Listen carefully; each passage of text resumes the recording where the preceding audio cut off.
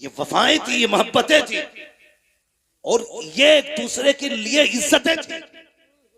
कहते मैं नहीं चाहता मुझसे पहले, मैं आपसे पहले छोटा होके जन्नत में जाऊं, मैं तो ये चाहता हूं आप बड़े हैं, पहले जन्नत में आप जाएंगे, आपके पीछे पीछे आपका छोटा भाई हुसैन जन्नत में जाए। हम देते हैं अपने बड़ों को। हाँ, माफ कर दिया, बिता दो अपनी आना, खत्म कर दो, कुछ भी नहीं हो, फिर जी के देखो। कसम खुदा की खा के कहता हूँ, मिंबर पे बैठा हूं, जो मजा फकीरी में जीने का है ना, वो किसी शहनशाही में नहीं आता। एक बुजुर्ग गुजरे, एक बुजुर्ग गुजरे, थके तो नहीं अभी आप लोग? जरा सारे कहते हैं या रसूल अल्लाह। हाँ, थकना तो मुझे चाहिए, मैं उड़ीसा से चल करके आया और अभी सोया नहीं हूं मैं 1 घंटा भी, 24 घंटे से ऊपर जागते हुए हो गए। मगर ये है बहुत अच्छा आप सुन रहे हैं, अल्लाह आपकी समातों को सलामत रखे। हाँ माशाअल्लाह, अल्लाह सलामत रखे। तो थोड़ा सा जरा आप अच्छा सुन रहे हैं, इसलिए मैं बात बढ़ा दे रहा हूँ। हजरत की भी गुफ्तगू होनी है, हालांकि ये बात मुझे नागवार गुजर रही है। हाँ, मुझे एक एहसास हो रहा है कि हमारे जमात के बुजुर्ग बैठे हुए हैं। घर है तो क्या हुआ, है तो मौलाना एहसान, ये ख्याल रखिएगा। लोग कहते हैं घर की मुर्गी दाल बराबर, दाल बराबर तो होती है, लेकिन पता है ना क्या खाती है, कितना खाती है? तुम खा जाते हो, तुम्हें नहीं लगता असर, मुर्गी क्या खाती है ये पता होना चाहिए, है जी। जरा गौर करें, हजरत तशरीफ फरमाए, बस मैं बात पूरी करने लगा हूं भाई, जरा तवज्जो करें। कोई मसला नहीं है, आप 10 रुपए भी ना दें, खाली सुभान अल्लाह ही कहते रहें। मैं आ गया हूं मोहब्बत में आपके, ये बात मैं उनसे कह रहा हूं अपने भाई से।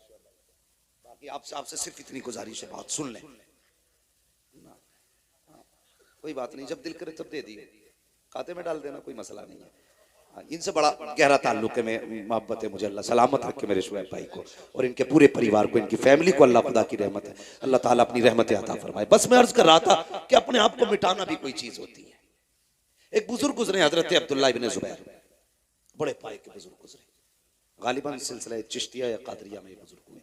इन्होंने ना सिर्फ इस ख्याल से शादी नहीं की थी कि अगर मैं शादी कर लूंगा तो अज़दवाजी जिंदगी के जो मामूलात होते हैं, जो जरूरियात होती है, वो रब की इबादत में खलल डालेंगे। ये सोच के निकाह नहीं किया। ये मत सोचना मैं तुमसे मना कर रहा हूं, तुम करना, तुम्हारा करना फर्ज है। ये उन्हीं जैसे लोगों को इजाजत थी जो अपने नफ्स पे काबू करके बैठे थे, जो नफ्स के गुलाम नहीं, नफ्स के बादशाह थे। नफ्स वो करता था जो वो कहते थे। इस ख्याल से ज़ैनब भाई उन्होंने शादी नहीं की। एक दिन रिवायत पढ़ी तो उसमें उन्होंने देखा कि जन्नत में कोई भी जवान बिना बीवी के नहीं होगा। अल्लाह जन्नत में सारे लोगों का निकाह फरमाएगा। आप तो खुश हो जाओ भाई, जिनकी नहीं हुई अब तो उनका भी नंबर लगने वाला है। सबको अल्लाह जन्नत में बीवी देगा। कहने लगे अच्छा, तो फिर तो हमारी भी होनी है वहां, जब होनी है सबकी तो हमारी भी होगी। बहुत बड़े वली थे, हाथ उठा दिए, कहने लगे अल्लाह वो दिखा ना जो जन्नत में मेरे साथ रहेगी। मैं अपनी जन्नत वाली बीवी को देखना चाहता हूं। पहले दिन दुआ मांगी, कुछ नहीं हुआ। दूसरे दिन दुआ मांगी, कुछ नहीं हुआ। तीसरे दिन दुआ की उन्होंने, लेटे, आंख लगी, तो जब आंख लगी ना, एक खातून सामने आई, रंग काला, रंग काला, पुराना लिबास, पागलों जैसी हालत, और कहने लगी अब्दुल्ला मैं मैमूना वलीद हूं, मैं बसरा में रहती हूं। बस इतना सुना ना, उठे बसरा चल दिए, बस्ती में पहुंचे। कहने लगे मैमूना वलीद कहां मिलेंगे? लोगों ने कपड़े देखे, हुजूर आप मैमूना वलीद को पूछ रहे हैं? इतने बड़े आलिम हो के उससे क्या काम? कहा क्यों? का वो तो पागल है। कहा क्यों? का लोग पत्थर मारते हैं उसको। कहा क्यों मारते हैं? का जब लोग हंसते हैं तो वो रोती है, लोग रोते हैं तो वो हंसती है, दीवानी है वो। का कहां मिलेगी? का हुजूर वो उजरत पे हमारी बकरियां चराती है। कहने लगे शाम को आ जाएगी, इंतजार कर लीजिए। जब आ जाए तो मुलाकात हो जाएगी। फरमाने लगे वक्त कम है, अभी बताओ कहाँ मिलेगी। कहा इस तरफ चले जाइए। जब आप चले ना उस जंगल में, खुद फरमाते हैं जब मैं चला ना तो मैं जहाँ कदम रखता था वहीं सांप कीड़े भयानक जानवर नजर आ रहे थे। कहते मैं हैरत में था, मैमूना कैसी औरत है, ऐसे जहरीले जंगल में रहा करती है जहाँ कदम कदम पे सांप रहते हैं, कदम कदम पे जानवर रहते हैं। कहते मैं हैरत से बचा बचा के मैं आगे बढ़ा, क्या देखता हूँ कि जो मैमूना वलीद की बकरियां हैं वो चल रही हैं और मैमूना वलीद मुसल्ले पे खड़े होके जंगल में रब की इबादत कर रही है। मैं हैरत में था, मैं सोचने लगा इसकी बकरियों को कुछ होता नहीं है, कहीं जाती नहीं है। का जब बकरियों की तरफ देखा, देखता रह गया। क्या देखता हूँ, अगर कोई बकरी रेवड़ से अलग होती है तो शेर जाता है, कान पकड़ता है, लाकर रेवड़ में खड़ा कर देता है कि मैमूना नमाज में है, बकरियों की रखवाली शेर कर रखे हैं। अल्लाह अकबर। कहते मैं तो शेरों को देखता रहा, बकरियों को देखता रहा। कब मैमूना ने सलाम फेर दिया, मुझे पता ना चला। मैमूना कहती है अब्दुल्ला मिलने का वादा तो जन्नत में था, तू यहीं चल के आ गया है। हैरत में थे, कहने लगे मैमूना मुलाकात भी पहली है, बात भी पहली है, कभी तूने नहीं देखा, कभी मैंने नहीं देखा, नाम किसने बता दिया। तो मैमूना कहती है अब्दुल्ला जिसने तुझको मेरा नाम बता दिया है उसी ने मुझको तेरा नाम भी बता दिया। सुभान अल्लाह, सुभान अल्लाह, वाह वाह वाह वाह। अब अगली बात सुने जो मैं कहने लगा, अगली बात बहुत गौर से सुने। आप फरमाने लगे मैमूना ये तो ठीक है, चल अल्लाह ने बता दिया, लेकिन एक बात बता, ये तेरी बकरियों से शेरों ने दोस्ती कब से कर ली? तू नमाज पढ़ती रहती है, तेरी बकरियां शेर चराते, ये इनमें शेर बकरियों में दोस्ती कब से हो गई? मुस्कुरा के कहने लगी अब्दुल्ला जब से मैंने अल्लाह से दोस्ती कर ली है, शेरों ने मेरी बकरियों से दोस्ती कर ली है। शेरों ने मेरी बकरियों से दोस्ती कर ली है। बस ये कहना चाहता था मैं, हाँ, कि अपने आप को खत्म कर दो, कुछ मत समझो, कुछ नहीं है, सब कुछ अल्लाह है, सब कुछ उसी की कुदरत में है।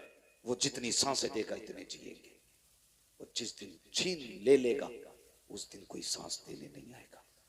किसी पैसे, किसी दौलत, किसी शोहरत, किसी पावर के जरिए आप सांसें वापस नहीं ला सकते, नहीं ला सकते। मैंने ये बात बताई थी, वो सिकंदर जो बादशाह गुजरा है 22-23 साल की उम्र में आधी दुनिया फतह कर ली उसने, पूरी दुनिया फतह करने का ख्वाब रखता था वो।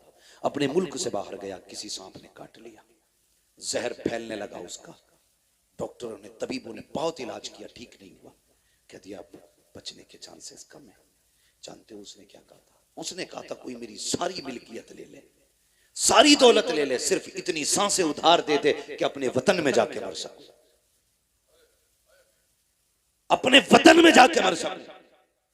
कोई इतनी सांसें वापस कर दे मुझे कि मैं अपने वतन में मरना चाहता हूं। वजीर खड़ा हो गया, कहने लगा कोई भी सारी कायनात लेके सांसें नहीं दे सकता। तो उसने कहा अच्छा, फिर एक बात मेरी सुन लो, अगर मैं मर जाऊं तो कफन से मेरे दोनों हाथ निकालना, ताकि दुनिया को ये पता चल जाए कि सिकंदर दुनिया में आया था तब भी खाली हाथ था, गया था तब भी खाली हाथ था। दौलत किसी की नहीं है, इसके लिए अपनों को मत छोड़ो, इसके लिए परिवार मत तोड़ो, इसके लिए अपनों के दिल मत तोड़ो। क्या चीज है यार, 100-200 रुपए, 1000, 10,000, 1 लाख की भी औकात क्या है? एक फोड़ा कमर में निकल आए 10 लाख लग जाते हैं 2 दिन के अंदर। वो 10 लाख बजाय डॉक्टर को देने के अपनों पे लगा दिया करो, अपने दस्तरखान पे बैठा के अपनों को खिला लिया करो। जब तेरे अपने खुश होके तेरे लिए दुआ करेंगे, खुदा की कसम ना तेरा पैसा वकीलों पे जाएगा ना डॉक्टरों पे जाएगा, तो दुनिया में भी इज्जत से रहेगा, आखिरत में भी इज्जत से रहेगा। इसलिए मेरी गुजारिश है, मुत्तहिद रहें, मोहब्बत से रहें, परिवार को समेट के रहें, एक दूसरे का बाजू बन के रहें। खत्म कर दो इंच बीघे भर की जमीनों की लड़ाइयां। यार कोई भी जमीन जान से ज्यादा नहीं हो सकती, खून से ज्यादा नहीं हो सकती है, कोई भी दौलत अपनों से ज्यादा नहीं हो सकती है। अगर बिछड़ने के दर्द का एहसास ना हो तो उनसे पूछो जिन्होंने अपनों के जनाजे उठाए हैं, उठाने के बाद कभी सीधे नहीं हो पाए, कभी सीधे नहीं हो पाए। ये वो हैं जो किसी बाजार में नहीं मिलेंगे, किसी मेले में नहीं मिलेंगे, किसी कारखाने में नहीं मिलेंगे। ये सिर्फ वो प्रोडक्ट था जो कारखाने कुदरत से बना, एक बार मिला तुझे दोबारा नहीं मिलेगा, दोबारा नहीं मिलेगा। कदर करें इनकी, इज्जत करें। और सबसे ज्यादा इज्जत का हकदार बाप होता है, माँ होती है, अपना परिवार होता है। लोग कहते हैं मैं फलां की जगह गया था, शादी में 10,000 दे के आया, और ये देखता नहीं तेरी फूफी की बेटियां जहेज की वजह से घर पे बैठी हैं, तू उन्हें जहेज नहीं दे पाया। तेरी खाला की बेटियां जहेज की वजह से बैठी हैं, तू जाके संभल के चौराहे पे इसलिए जहेज रखवा के आया ताकि कल अखबार में आ जाए। सगी फूफी, खलेरी बहनों, मुमेरी बहनों को इसलिए नहीं दिया कि किसी को पता नहीं चलेगा। यार देना ही वही होता है जो किसी को पता ना चले। अपनों को लेके चले, मिला के चले, खर्च करो इन पे, अल्लाह तुम्हारे दस्तरखान पे इनके हिस्से का भी रिस्क अता करेगा, इनके हिस्से का भी रिस्क अता करेगा। तवज्जो है ना सारे लोग। फरमाया गया ईमान वालों अपने आप को और अपने घर वालों को जहन्नम की आग से बचाओ, संभालो खुद को, परिवार को संभालो, मोहब्बतें बांटो, प्यार बांटो, और बस इतना कहो कि जब भी वक्त मिले हुजूर पे दुरूद पढ़ लिया करो। ये वजीफा आम करो, हुजूर पे दुरूद पढ़ने का वजीफा। इंशाअल्लाह कभी फिर गुफ्तगू होगी तो इस मौजू पे भी बात की जाएगी। बस जो हुए खलात उनको माफ फरमाए रब्बे कायनात। जिंदगी ने दिया साथ, फिर होगी मुलाकात। चमन रहा फूल खिलेंगे, जिंदगी रही फिर मिलेंगे। मुसाफिर हैं हम भी, मुसाफिर हो तुम भी, किसी मोड़ पर फिर मुलाकात होगी। फकीरान आए सदा कर चले, सदा खुश रहो ये दुआ कर चले। सारे लोग कलमा शरीफ पढ़ लीजिए, ला इलाहा इल्लल्लाहु मुहम्मदुर रसूलुल्लाह व मा अलैना इल्लल बलाग। अस्सलामु अलैकुम।